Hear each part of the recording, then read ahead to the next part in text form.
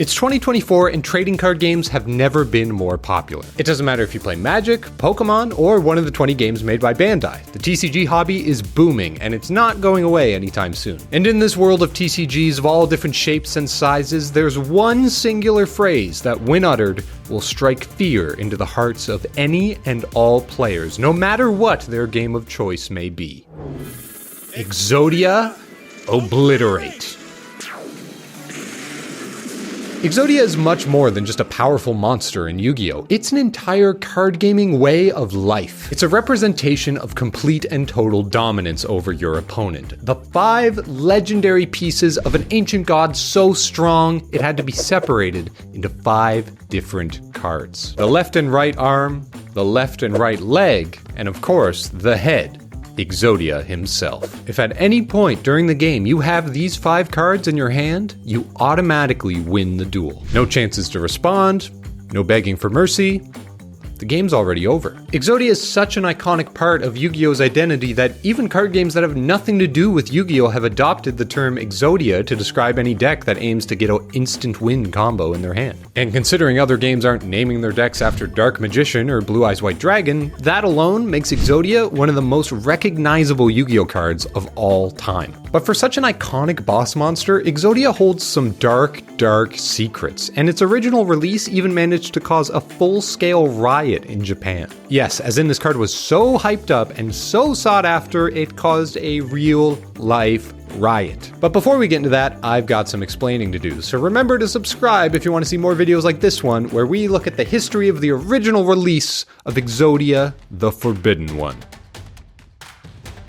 Most of you at home probably remember the iconic first duel of the anime, where Yugi faces off against Kaiba using his grandpa's deck and manages to secure the win by assembling the 5 pieces of Exodia. But this was far from Exodia's first appearance, so we actually need to go back to before the anime even existed and take a look at the original Yu-Gi-Oh manga. Yu-Gi-Oh started being published in Shonen Jump in September of 1996 in Japan, and originally, it actually wasn't about card games at all. It was an episodic series with a new plot each week, where Yugi would become possessed by the Pharaoh and play dangerous real-life shadow games against bullies or other criminals to punish them for the bad things they'd done. Games like stabbing a knife through a pile of money on the hand in a game of chicken, or trying to pull coins out of a shoe also containing a live scorpion were featured. And as I'm sure you can tell, the original tone of Yu-Gi-Oh was a lot darker than what we would eventually see in the anime. And because of the story's darker focus and different style, it wouldn't be until quite a bit later that we get our first look at Exodia. And in fact, unlike in the anime, Exodia wasn't featured in Yugi's first duel at all. The Yu-Gi-Oh manga doesn't introduce Duel Monsters to the story until chapter 9, and even then, it's only used as a shadow game of the week to play against Kaiba. In this storyline, Kaiba steals Yugi's grandpa's Blue Eyes card, and Yugi fights to get it back. But the stakes are much lower than what we're used to. This private tabletop game of Duel Monsters is far from the iconic showdown we know from the anime,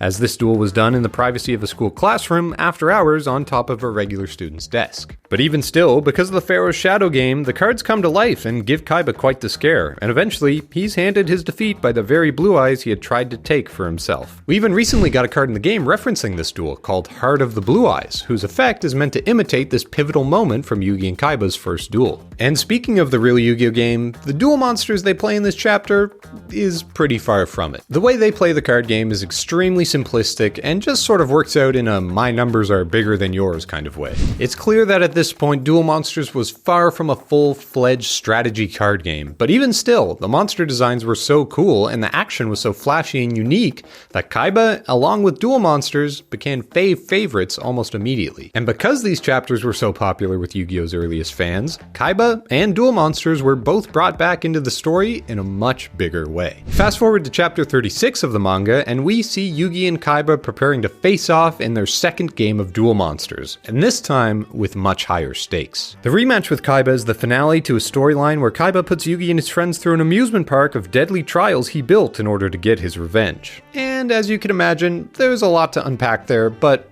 that's a story for another day. So at this final battle, even though the circumstances are quite different than they are in the anime, the duel ends up playing out mostly the same. Kaiba is bold and confident in his abilities with 3 blue eyes white dragons by his side, and Yugi is backed into a corner. Dueling with his grandpa's deck, he believes the cards in his hand are nothing but worthless low attack point monsters. But just then, with some encouraging words from his grandpa, Yugi realizes by putting things together, you can create something greater than the sum of its parts. He's able to believe in the heart of the cards, harness the power of friendship, and draw the final piece of the unstoppable Exodia.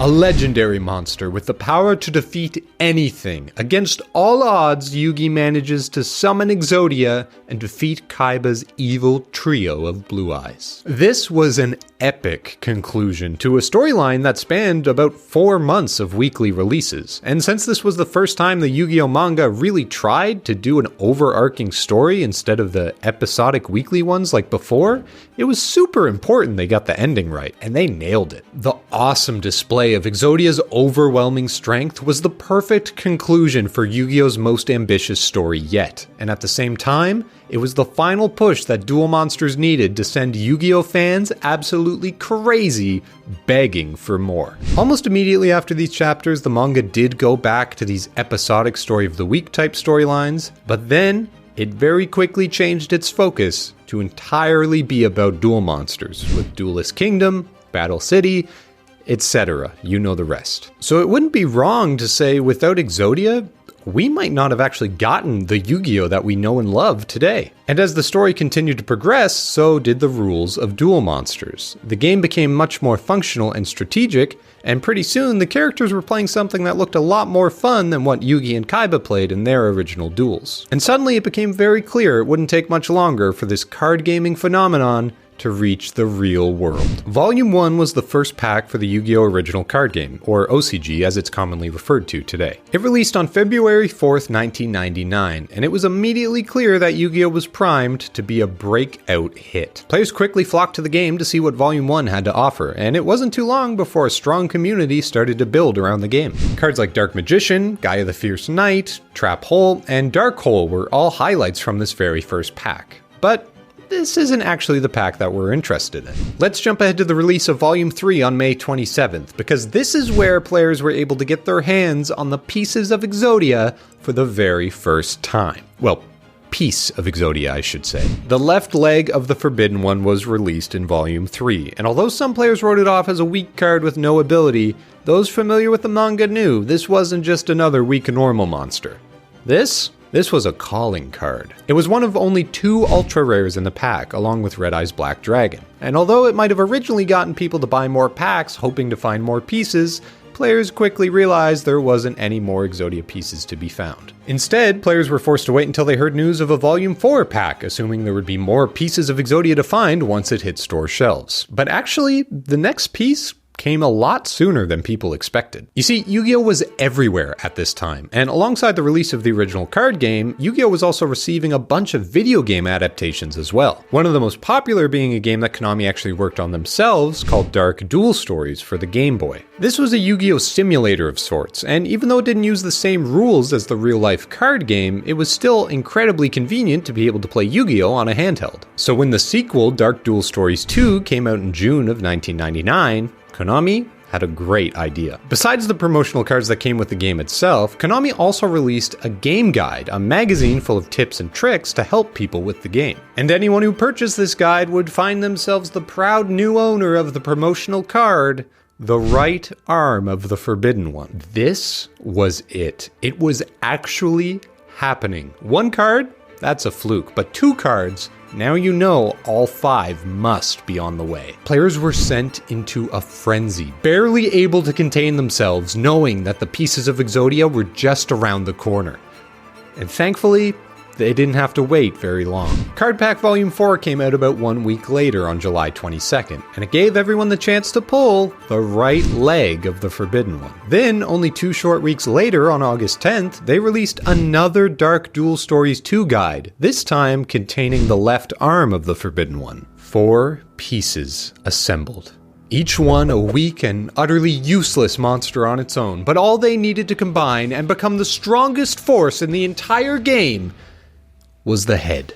Konami had big plans. This is the Tokyo Dome. It's one of Japan's most famous arenas, and on August 26th of 1999, Konami was here to host a tournament for both their Dark Duel Stories 2 video game and the Yu-Gi-Oh! Official card game. This was honestly set up to be a really cool event, especially way back in 1999. With entry, players were given star chips, and they had to go around battling each other to collect them and make it to the finals, just like in the show. The problem with this tournament, though, was how they decided to do their exclusive promotional event. Konami's main focus at the time of this tournament was actually on the video game, since the card game was still relatively new, and they weren't really sure how many people were interested in it, and their video games were doing quite well with sales data to back it up. So to help build hype for the card game, Konami announced they would be selling an exclusive pack, Promotional Pack 1. Fans were told this pack would only be available at this tournament and it would never be sold anywhere else ever again. They had thought by making the promotional pack exclusive to this event only, it would entice card game players to all come and attend. And they were right.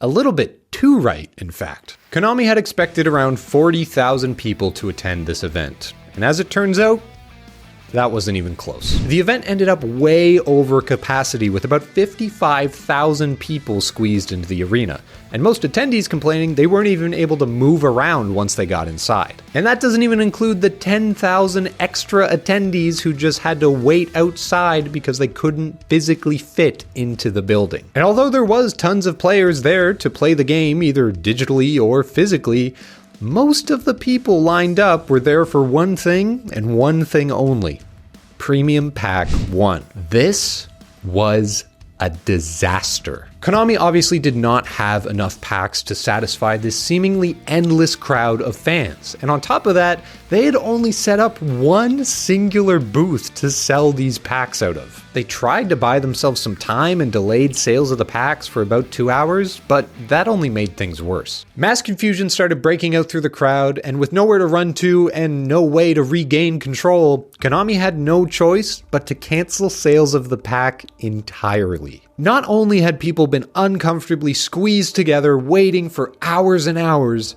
but now they were being told all that waiting was for nothing. This was not good. The crowd was furious, and although it was already bad enough being jammed into this tight space with all these people, it was way worse once people started being unruly and violent about this decision. And adding fuel to the fire was the 10,000 people still outside the arena blocking the doors with no idea what was going on. People were just unable to leave the angry crowd even if they wanted to, and riot police had to be called to the scene to get things under control. By the end of the day, dozens of people had been injured, and 2 were even hospitalized. And as for the tournaments for the games, they didn't even make it past the second round. With thousands of fans refusing to leave and demanding to complain to the people in charge, this would go down as one of the worst card game events in history. And it even made the national news in Japan. Konami was all but forced to make a statement on this event, and their spokesperson said something along the lines of, "We'll be more careful in the future and we're sorry." Yeah. Thanks a lot. But in the following days, to help them deal with the PR disaster that they were facing, they did announce that you'd be able to get your well-deserved premium packs through a newly offered mail order system. By sending Konami proof of your attendance to the event, be that a flyer, a ticket, or even some of the star chips they used for the tournament, they would send the proof back to you, bundled together with a premium pack. This wasn't a perfect system, and people with multiple pieces of proof could send them in separately to get more premium packs back, but at the end of the day, Konami was mostly doing it to make people happy, and I don't think they really cared about people cheating the system that much. Their focus was on righting the wrongs of what happened at the event, and I think they succeeded in making the players happy. And after all of that, the blood, sweat, and tears from the Tokyo Dome, the worst card gaming event in history, we finally have it. Premium Pack 1, and with it, the 5th and final piece, Exodia, the Forbidden One. It still wasn't easy to collect them all, but at least everyone now knew it was possible. The head obviously stood above the rest of the pieces as the rarest by a pretty wide margin, but now with some good detective work, you could beat someone at Yu-Gi-Oh! Without touching their life points at all. Just like Yugi in the manga, the almighty power of the gods was finally in our hands. And now, it wasn't just a representation of a complete and total victory over your opponent. It was a reminder. A reminder of that day at the Tokyo Dome, and the intense passion and emotion that Yu-Gi-Oh fans around the world would continue to pour into this franchise for 25 years to come. And if you'd like to know how Exodia fared in the competitive Yu-Gi-Oh metagame over the last 25 years, subscribe to the channel and let us know with a comment, and I'll see you in the next one. Draw your last pathetic card so I can end this, Yugi. My grandpa's deck has no pathetic cards, Kaiba, but it does contain the unstoppable Exodia. Ah! Impossible!